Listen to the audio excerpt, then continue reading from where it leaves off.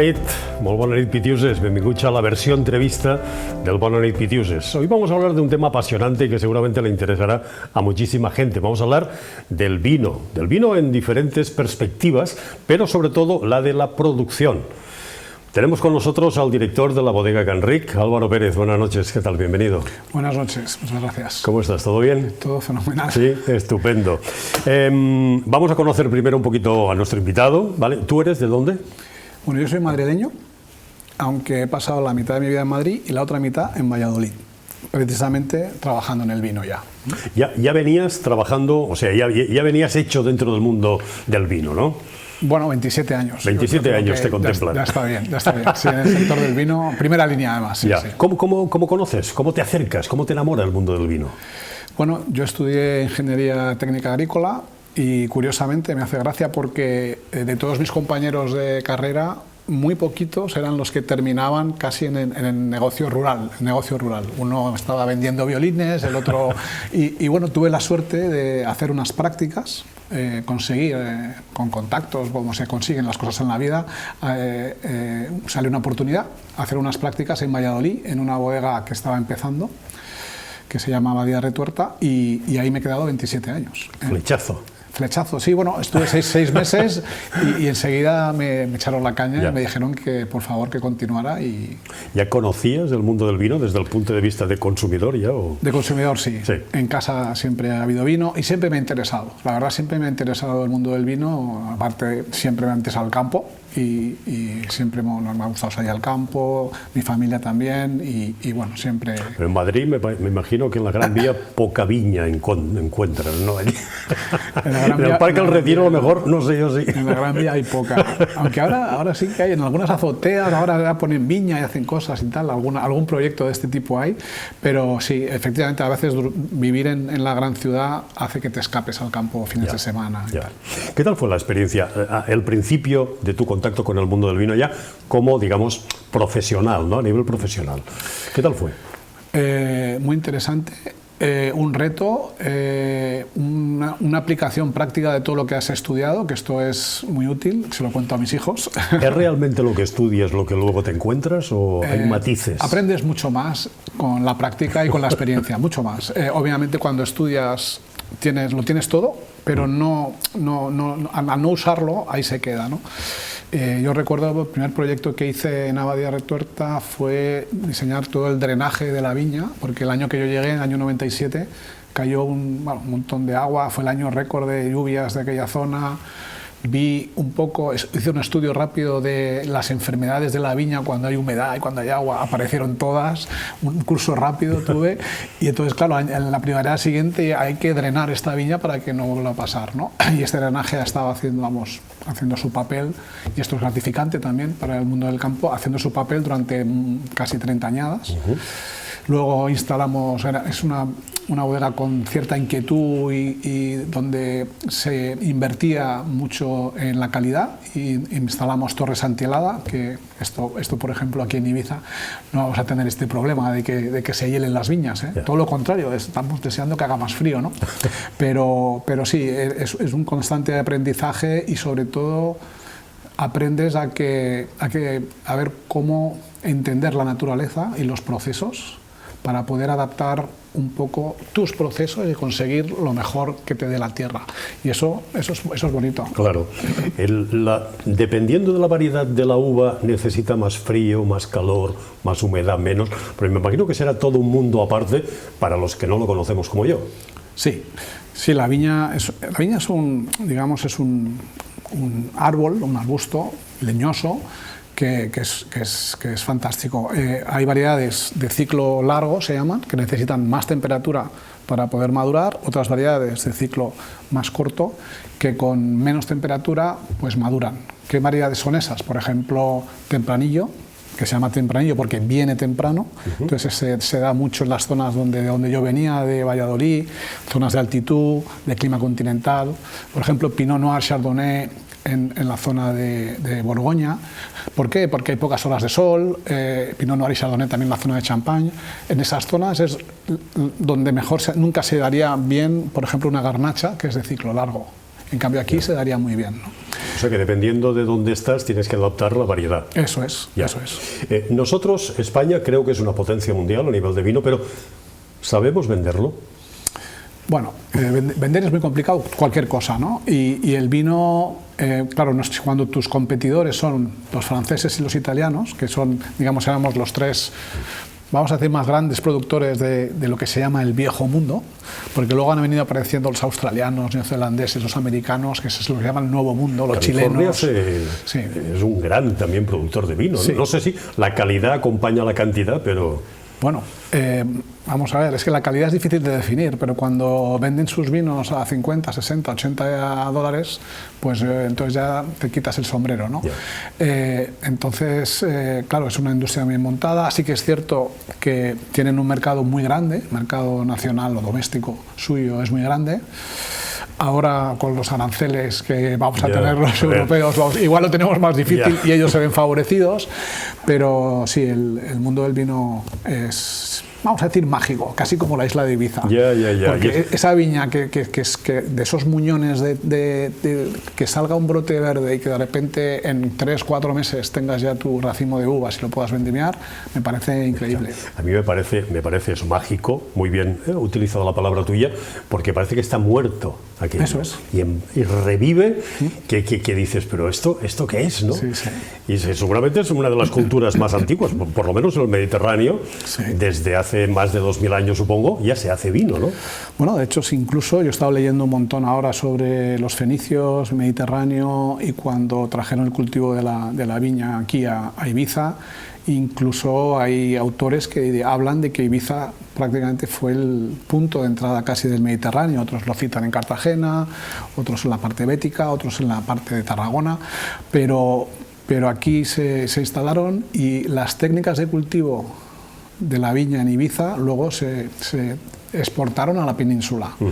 Y bueno, esto también es una pequeña, primero, orgullo y segundo, inspiración para el vino de Ibiza, entiendo, ¿no? ¿Se puede decir que esto fue como un pequeño laboratorio también, a lo mejor, para probar cosas o no? Probablemente laboratorio, y luego también que hay unas condiciones muy buenas para poder producir un buen vino.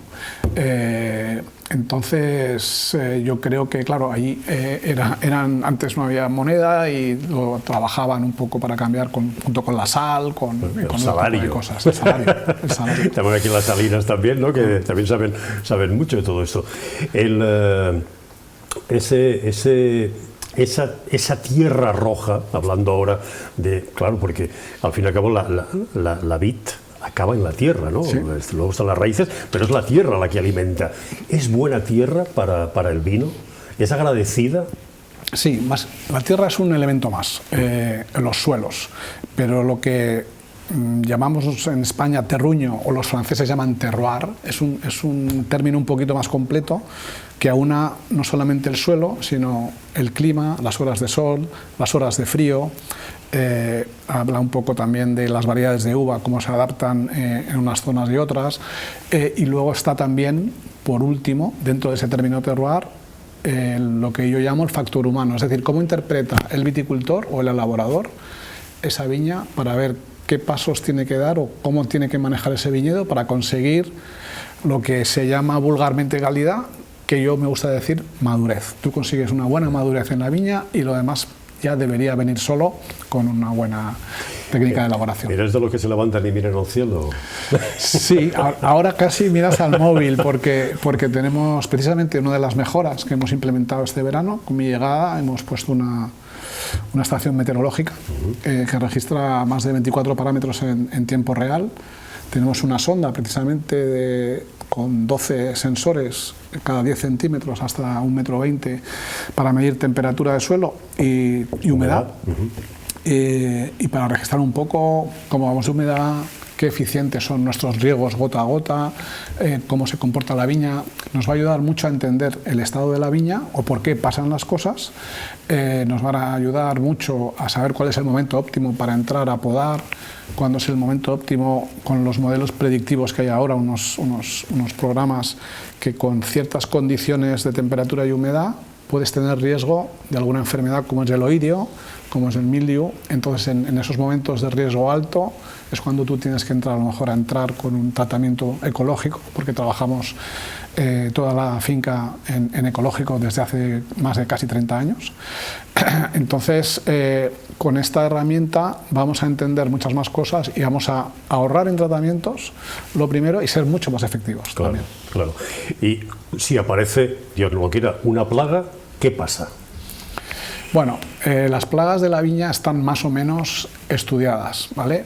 Entonces, esas plagas, digamos, de hongos e incluso insectos, sabemos cómo manejarlas y tenerlas controladas. Hay una plaga que además este año se ha acentuado, que son las torcaces. Oh, las palomas torcaces... Los propietarios de olivos también están contentos. Cuando se acabó la vendimia de la uva, que les gustaba más la uva que las olivas, y luego se pasaron a la oliva, ¿no? Hay mucha población, ha habido mala cosecha de cereal, ha habido varios cosas que ha hecho que haya sido mucho más dañina este año que otros años.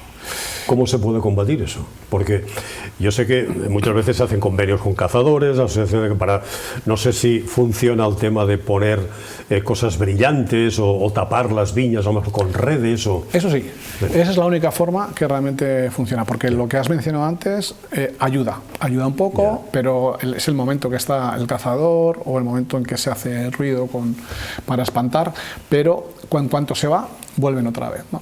Y entonces, pero con las redes conseguimos, además, el único problema es el económico, claro. De instalación hay que ponerlas, hay que quitarlas, pero también es interesante porque además ganamos un poco también, las redes también sombrean, y ahora con el cambio climático es muy interesante poder sombrear, alargar un poquito el ciclo y que la madurez vaya un poquito más lenta y así es más equilibrada. Se podría poner, se me está ocurriendo a mí, a lo mejor voy a decir una barbaridad, yo ya sabes que no conozco nada de este mundo, pero tipo invernadero, o sea, no encima propiamente de la vid o de la viña, sino tipo invernadero, cerrarlo así, con red, que respire. No sé si sería viable o estoy diciendo una barbaridad. Es viable. Que yo he visto redes directamente encima de las vides. No sé si esto es bueno tampoco también. Lo has visto aquí en Ibiza, ¿no? Que en pequeñas viñas, que donde realmente lo más sencillo es soltar una red por encima. Al final hay que ver un poco qué es lo que más interesa según un poco sea tu explotación. Esto está inventado también, tanto en Argentina, Chile, Nueva Zelanda, que tienen problemas con pájaros, con granizo, porque también es un protector antigranizo, por ejemplo. Que aquí no hay mucho, pero ahora estamos viendo que puede caer de todo, ¿no? Entonces, bueno, estamos viendo qué método es el más eficaz. Tiene que ser un método que te pueda permitir entrar a trabajar también en la viña, porque si tienes que dar un tratamiento y tienes todo eso por en medio, hay que estudiarlo bien, aunque ya lo tenemos más o menos. Claro. Por eso decía yo, ponerlo a una cierta altura para que puedas, tipo invernadero, pero sin plásticos, ¿no? Con red. Pero bueno, ¿en qué se parece el vino payés, que es el que se ha hecho aquí toda la vida en casa, y el vino profesional? ¿Tiene alguna semejanza? Bueno, el vino payés, ahora mismo todo el mundo tiene el recuerdo que es un poco, vamos a decir, no voy a decir defectuoso, pero tiene alguna cosilla, acidez volátil un poco alta, un poco más desequilibrado, depende un poco cómo ha venido la añada, está más verde, está más maduro, porque a lo mejor ha cuadrado que es el momento de vendimiar, sin saber realmente si es el momento adecuado. Entonces, hay años que es muy interesante o muy bueno, depende también de la habilidad del elaborador y que es extraordinario, pero hay otros años, entonces yo lo denominaría irregular. Ni bueno ni malo, porque a la gente que está acostumbrada a tomar ese vino le encantará. Y a mí me gusta, a mí me gustan todos los vinos. El vino profesional lo que te da es consistencia. Y la consistencia para mí es el secreto del éxito. Y eso es lo que vamos a conseguir. No solo consistencia así como en horizontal, sino que estamos ahora haciendo consistencia subiendo hacia arriba. ¿El vino que se produce en Ibiza se queda en Ibiza? Como se suele decir lo de Las Vegas. Sí, porque realmente tenemos la suerte de que aquí hay una industria como es el turismo, que la verdad es que trae muchos clientes y se consume mucho de todo, y el vino es una de las cosas. Entonces, por ese brillo un poco de los productos locales, aunque el vino creo que está un poco todavía que hay que trabajar con él, pues se consume mucho en Ibiza. Cuesta un poco más en la península y también interesa mucho el vino de Ibiza en aquellos países que vienen mucho a visitarnos: Alemania, Reino Unido, Suiza, países nórdicos, todo el Benelux. Ahí es donde estamos, digamos, exportando también los vinos de Ibiza. Francia. Sí, que esto muchos vinos de la península no pueden, pero los vinos ibicencos sí. Bien. Sí. Estamos consiguiendo ahí reconquistar territorio perdido. El vino, ahora se habla mucho desde hace un tiempo del producto kilómetro cero. Sí. Y ahí entra el vino también, me imagino, ¿no? También. Los hoteles, restaurantes, hostales, bares, cafeterías, ¿están concienciados de comprar vino, en este caso, que es lo que nos reúne hoy aquí, de aquí, para consumirlo aquí y venderlo y promocionarlo también? Me encantaría decir que sí al 100%. Obviamente también tienen que mirar por su negocio, ver un poco precios. Hay vinos que vienen de todos lados muy barato. La verdad es que la industria del vino, globalmente hay excedentes. Estamos en un momento, bueno, siempre ha estado, el vino ha sido una industria difícil y cuando hay excedentes hay problemas en Burdeos y en Rioja ahora mismo muy graves. Están arrancando viñedo porque hay demasiado vino, ¿no? Entonces aquí tú tienes que diferenciarte, obviamente siendo de aquí, ese es el punto que nosotros tenemos, esas variedades, como tú has dicho, locales, que además estamos ahora en un proceso de colaboración con una viña experimental que vamos a injertar en Canric para tratar de acelerar el proceso de recuperación y registro de estas variedades locales de Ibiza, que son, creo, las que han sobrevivido durante tantos años y las mejores adaptadas al clima de Ibiza y que además nos van a proporcionar también esa diferenciación. Es decir, que son variedades que ahora, con los problemas que hay de que las enfermedades viajan, está prohibido realmente sacar variedades de aquí para no contaminar otras zonas con otras cosas que aquí ya no son problemas, ¿no? Y bueno, la verdad es que sí, el vino de Ibiza en los locales de cerca de la bodega, en la zona, en toda la isla suele estar, pero creo que debería estar más representado y más valorado. Ahora en enero tendremos la Fitur. No sé si vosotros habéis estado en World Travel Market en noviembre. No. ¿No hay representación de producto del vino aquí porque sí, es un escaparate, ¿no? Sí, de cierta manera. Lo es. Sí que estamos yendo de momento a ferias un poquito más específicas de vino. Hemos estado en una en Londres, que además vamos con sede de Islas Baleares.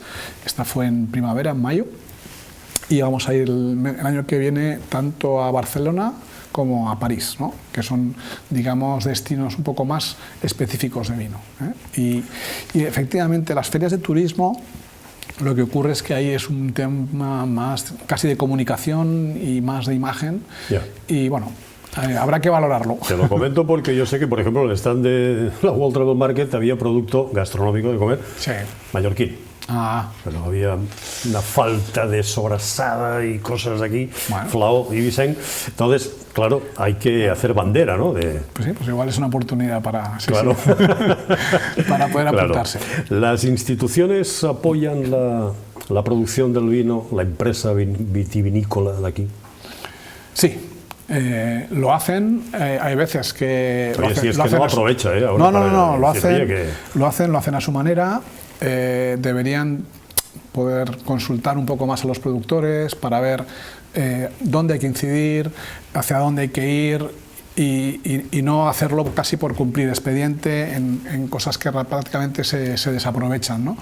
Y además ese punto del que hablábamos antes sobre que el vino de Ibiza como que no está valorado, no sé si se asocia al vino payés o tal, entonces como que no es importante dentro de sus eventos, dentro de sus ferias, dentro de sus actos de promoción, lo tienen un poco como, bueno, como acompañante cuando debería ser protagonista. Claro. Entonces, estamos trabajando en ello también, porque hay que venderse también, aparte de vender, hay que venderse. Te lo digo porque se podría hacer un pack de producto ibicenco Sí. Y evidentemente el vino tendría allí un punto importante, ¿no? Y tanto, sí. Un cometido importante. Sí, sí. Porque ahora lo que es el plantel, digamos, lo que es el abanico de opciones que damos al turista se ha abierto un montón.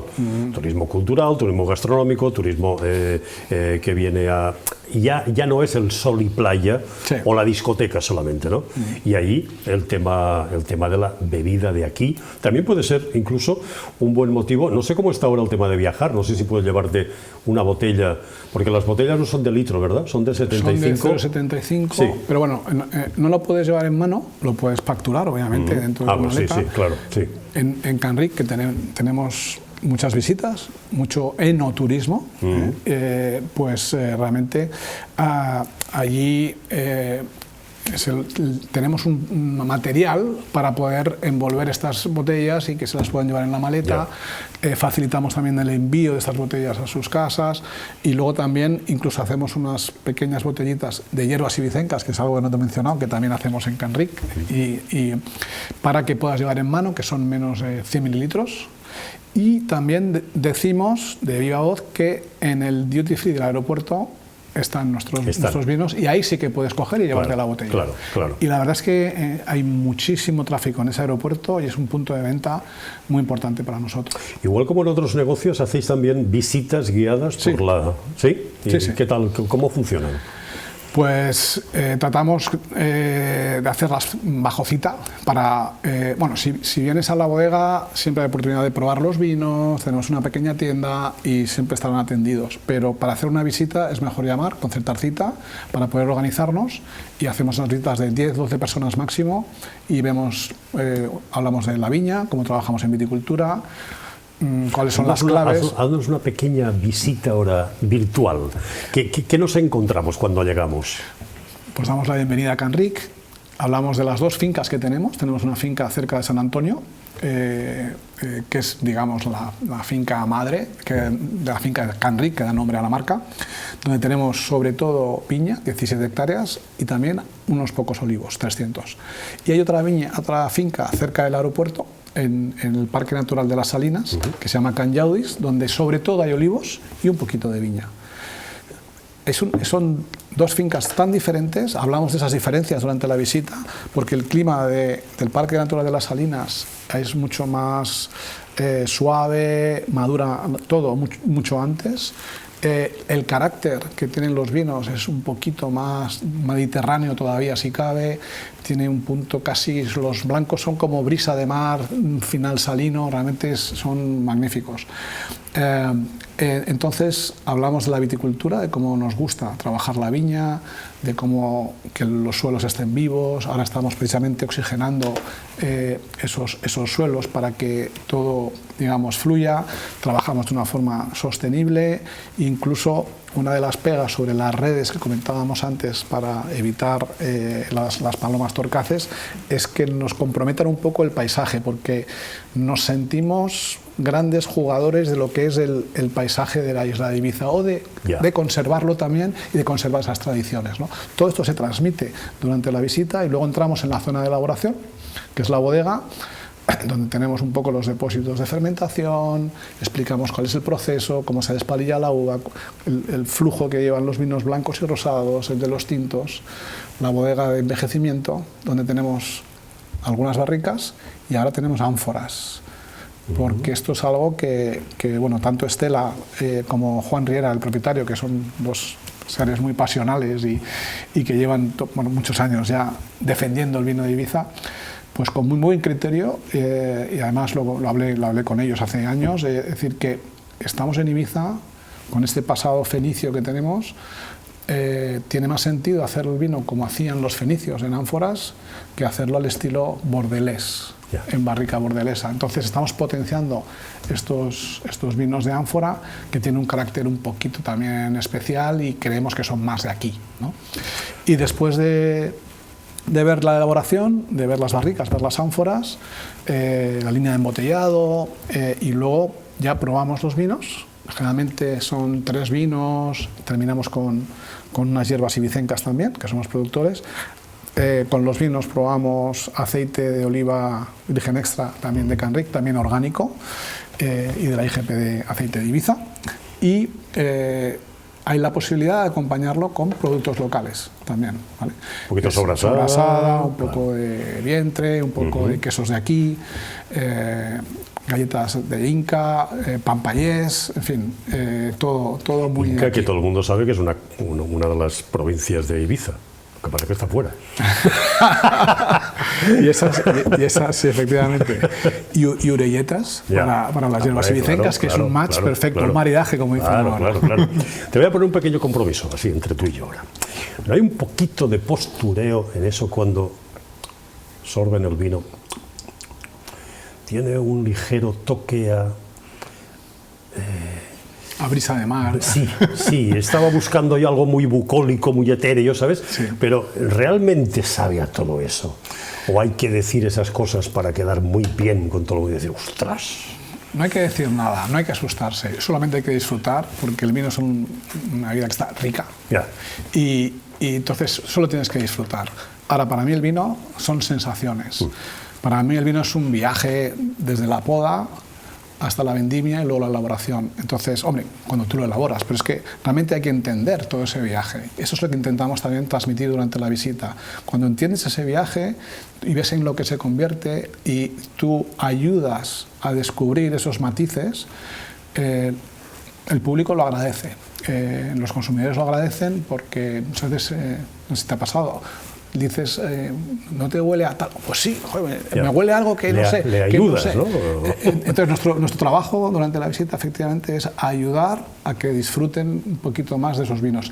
Y yo lo que digo realmente es que no intenten sacar ni aromas a brisa de mar, ni a arándanos, ni a frutas del bosque, ni a terrosos. Yo lo que quiero es que se pruebe el vino con atención, simplemente con un poquito de atención y evitar ese trago largo, y entonces saborear, entender un poco, dar un valor a ese producto y disfrutarlo al máximo. Claro, y dar el mensaje de beber con conocimiento.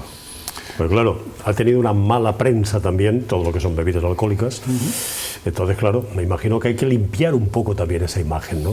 Sí, el vino obviamente tiene alcohol, pero también obviamente recomendamos tomarlo con moderación, pero es parte de la dieta mediterránea, es parte de nuestra cultura y eso tampoco, incluso está considerado en España un alimento, entonces no paga impuestos de alcohol, por ejemplo, que es una ventaja y sobre todo un respaldo al mundo del vino, ¿no? Por darle ese punto, ese refuerzo. Es cierto lo de la leyenda urbana, no sé si tiene una base científica, ¿no? De lo de una copita de vino al día va bien para el corazón. Sí. ¿O eso lo inventó un productor de vino? No, esto, bueno, vino de los franceses precisamente. Bueno, son varios estudios, pero el gran estudio que llamaron la paradoja francesa, no sé si lo conoces. No. Vieron que el país donde más vino se consumía, que era Francia, era donde había, digamos, gente más saludable, y justamente era un país donde se consumía mucha grasa, ¿no? Mucho foie, mucho pato, mucho tal. Entonces se hizo ese estudio que se tituló además la paradoja francesa y se vio esa correlación en que los antioxidantes, los taninos, los polifenoles de la uva que mantienen en el vino ayudan un poco, son parte de equilibrar todo lo que tú ingieres o lo que llaman los americanos el intake, ¿no? Ya, pero con moderación. Con moderación, sí. Es verdad que todo el vino es blanco y se utiliza lo que es la piel, ¿no? ¿Ves cómo sí que sabes de vino? No, lo que pasa es que veo muchos documentales y ahora me estoy acordando de cosas. Claro, porque mucha gente se cree, hombre, pues el vino tinto será de color Burdeos, ¿no? De color vino tinto. No. Pero no, yo tengo entendido que, claro, toda la uva es blanca, lo que cambia es la piel. Sí, lo que cambia es la piel. Hay alguna excepción, pero efectivamente todo lo que es el mosto, que sería, o sea, la pulpa de la uva, es blanca. Entonces tú prensas una uva blanca y una uva tinta y sale el mosto blanco. Es cierto que al prensar la uva tinta, al prensar un poco la piel, ya sale un poco rosita, ¿no? Entonces, este es el fruto un poco de los vinos rosados, ¿no? En los vinos blancos lo que se hace es prensar la uva y el mosto se pone a fermentar. En los vinos rosados se prensa uva tinta y el mosto se pone a fermentar. El tinto, sin embargo, se mete toda la uva junta para que precisamente este mosto que lleva la uva macere, es lo que se llama maceración, con esas pieles, que es donde están los aromas, los famosos taninos, los antocianos que dan color, un poco sales minerales, en fin, ahí está un poco también, mucha gente habla de que ahí está el sello del terroir, el terroir entonces los vinos tintos son un poco más complejos por esa razón, aporta un punto que llamamos cuerpo o estructura, y esa estructura también tiene que ser amable. Esa estructura solamente la consigues amable cuando consigues madurez. Y esto, por ejemplo, con mis hijos, cuando íbamos a la viña, probaban una uva en el mes de agosto de Valladolid, que todavía ya empieza a tener azúcar, y estaba dulce, pero masticaban esa piel y estaba amarga, ¿no? Estaba verde. Pero esa misma viña la probábamos al final de septiembre, que era el punto ideal de maduración, y podían masticar esa piel y también les gustaba, ¿no? Entonces, claro, llega un momento que masticaban y digo, bueno, ya no me gusta, papá. Digo, bueno, claro, este es el punto, para mí, el máximo punto donde tú puedes macerar. Ahí está el secreto. Realmente no contaminar con esos taninos un poquito más desagradables, que son, seguramente te ha pasado cuando has tomado un vino que es áspero, que se te agarra los dientes, son taninos más verdes o taninos que son producto de la sobremaceración. Y ahí está el punto también de sensibilidad, de artesanía, casi de arte, para poder hacer un vino completo, armónico, ¿no? con armonía. Claro. ¿Vosotros bebéis vino, la comida? Sí, generalmente sí. De Canric, imagino. En la comida y en la cena. Bueno, vais probando un poquito también, ¿no? Para ver matices distintos, ¿no? Yo pruebo todos los vinos y muchas veces el vino de Canric ya lo conozco y pruebo a veces otros vinos. ¿Eres de rosado, de blanco, de tinto? De todos. Espumoso también. También hacemos un poquito de espumoso, que es muy interesante. Me encanta creo que me sienta bien. Es un vino que me sienta bien. Hacemos también vino aromatizado, vermú, que va muy bien también en aperitivos. Por ejemplo, en Madrid, en algunas zonas de la península, se vende muy bien en este caso, porque hay más cultura también de este vermú. Y bueno, el vino, sí, con moderación ayuda a todo. Pues Álvaro Pérez, director de la bodega Canric, ha sido un placer conversar contigo y aprender un montón de cosas del mundo del vino. Bueno, pues en otra ocasión seguiremos hablando de ello y profundizaremos un poquito más, si te parece. Hay mucho que contar. Gràcies i bones noches. Hasta luego. I a tots vostès, gràcies com sempre per la confiança i per la companyia. Molt bona nit.